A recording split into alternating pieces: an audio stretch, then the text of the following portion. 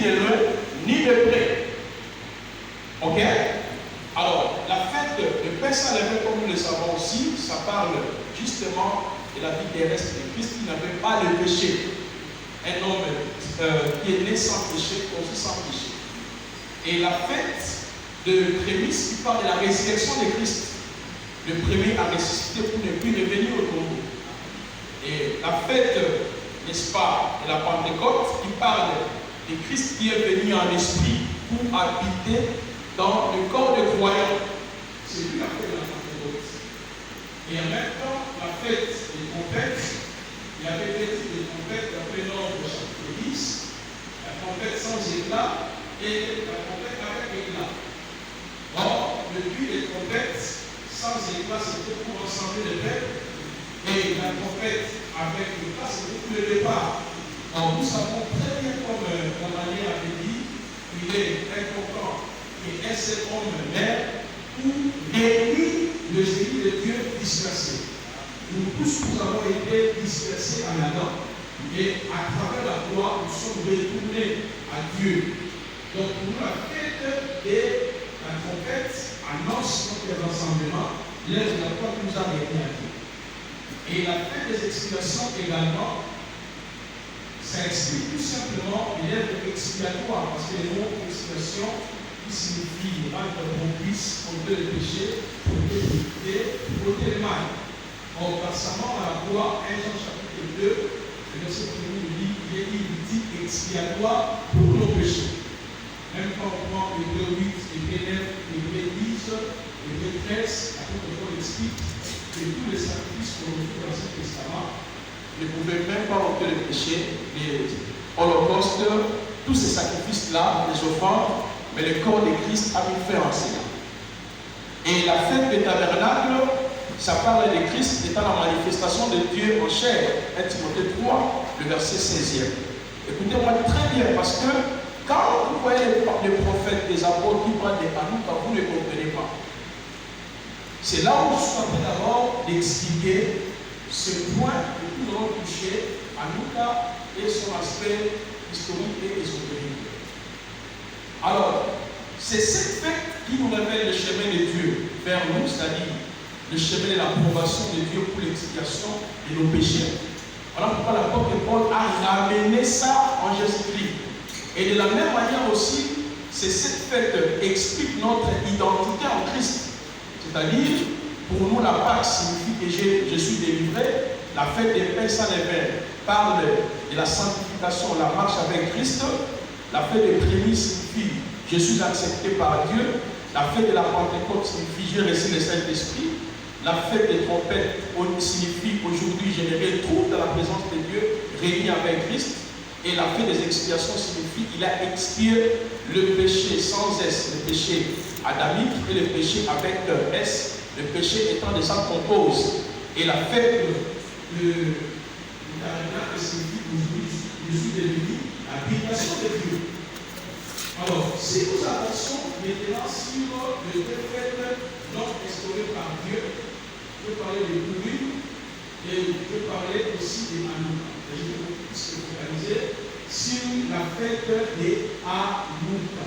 Parce qu'on voit des amis objet, il y a tel verso, au Noah. Rapidement, la fête d'Hanouka a un caractère historique d'abord. C'est par rapport aux différentes visions que Yahweh lui-même avait montrées. Dernièrement, on voit païen, les deux. On nous parle de la vision de la statique et des quatre métaux. Et dans Daniel chapitre 7, c'est ce qu'il a vu, la vision des quatre animaux. C'est-à-dire les quatre métaux et les quatre animaux, en réalité, ce sont les quatre empires qui deviennent normalement dominés si la maison d'Israël. Il y a Babylone, la Médie et la Perse, il y a la Grèce et enfin l'Empire romain. Et dans l'histoire de la fête d'Hanouka commence par la domination de l'Empire grec, c'est-à-dire par Antiochus Épiphanes. Quand cet homme a pris la direction, tout d'abord dans le chapitre 7, verset 24, c'est là où le Seigneur parlait déjà de ce qui est venu pour changer les temps. Antiochus Épiphanes, lorsqu'il est venu, qu'est-ce qu'il a fait? Il avait profané les temples. Rappelez-vous que les temples étaient les puissants de judaïsme. Il avait dit, à travers les temples, il y avait l'expiation du péché, la réconciliation, et tout se jouait à travers le temple. À travers le temple, le peuple venait célébrer le fête de l'Éternel, dont le temple était le puissant prêtre du judaïsme. Alors, lorsque ce roi grec est venu, il a profané le temps des temples. Ça veut dire qu'il a pris contrôle du temple. Alors, il y a eu un homme qui s'appelait Mattathias, qui avait son fils Yehuda, avec un groupe de juifs. Ils ont dit non, nous devons défendre normalement le temple, parce que c'est le cœur de notre religion. C'est là où le Seigneur nous pardonne, nous restaure, nous donne la vie. Il faudrait que nous puissions aller défendre le temple. Et c'est alors qu'ils sont allés faire la guerre avec les Grecs. Ils ont récupéré maintenant le temple. Une fois le temple a été récupéré, ils ont trouvé maintenant une petite fiole d'huile. Et c'est que nous sommes des pasteurs, il y a aussi des élèves de la foi, il y a aussi des collègues, nous lisons la Bible, nous connaissons l'histoire. D'après Lévitique chapitre 24, verset 1er à verset 4, le chandelier était allumé le soir jusqu'au matin. Mais pour qu'on puisse allumer le chandelier, il faudrait avoir une huile d'olive. Et là, quand ils sont allés à la bataille, ils ont trouvé une petite fiole d'huile. C'était impossible avec ma foutawana pour appeler ça chandelier. Alors, chandelier était là pendant 8 jours à 9 jours.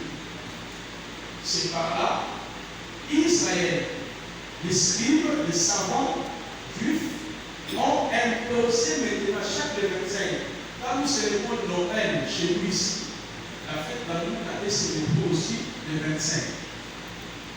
Le 25, quand nous disons Jésus est né le 25, c'est le début de la fête d'Anouk. Donc, Hanouka signifie la fête de la victoire, premièrement. La fête de la victoire dans le sens où Mattathias et Yehuda sont allés faire la guerre contre les Grecs, ils sont sortis victorieux. Donc, Dieu était avec eux. Deuxièmement, la fête d'Hanouka signifie la fête des dédicaces. Comme c'était le 25, ils ont dédié ce mois, le 25, où ils avaient remporté la victoire. Ils vont commencer à commémorer cette victoire chaque 25. Et la durée de la fête est de 8 à 9 jours. La fête d'Hanouka signifie également la fête de la lumière. La fête de la lumière. Pourquoi la fête de la lumière? Parce qu'ils ont trouvé une fiole d'huile qui a permis que les chandeliers soient allumés. Hanouka, la fête de la victoire, la fête de la lumière et la fête des dédicaces. Alors, c'est dans la tradition juive que vous verrez comment on célèbre la fête d'Hanouka. Qu'est-ce que les rabbins juifs ont fait?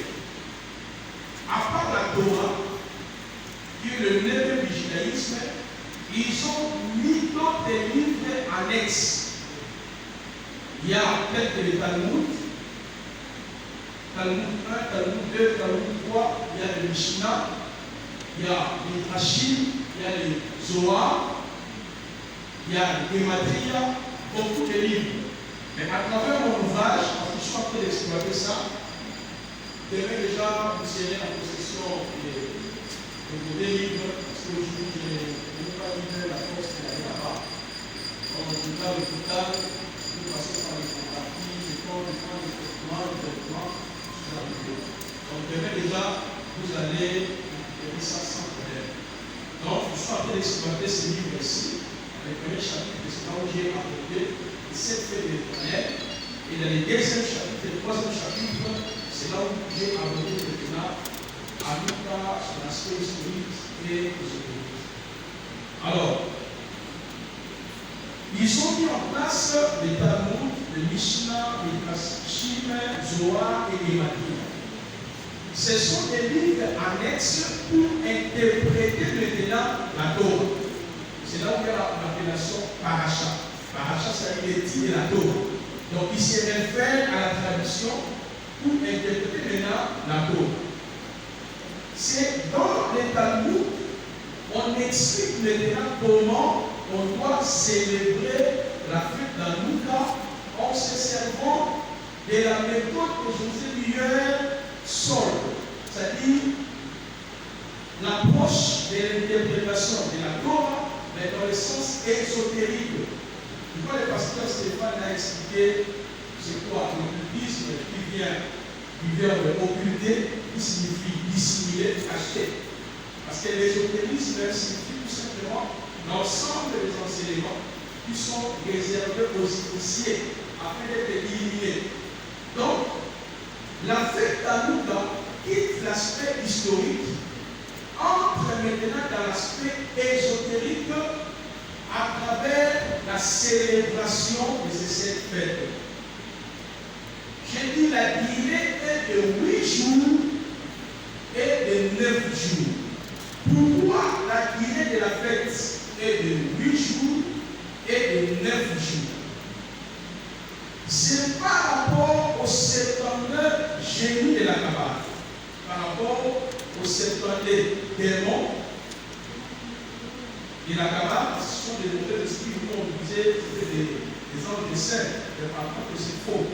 Ce sont des démons. La célébration de 8 jours et de 7 jours, c'est lié aux 72 génies de la Kabbale, ou 72 anges planiteurs, ou 72 Elohim. C'est 72 démons de la Kabbale que tous les pasteurs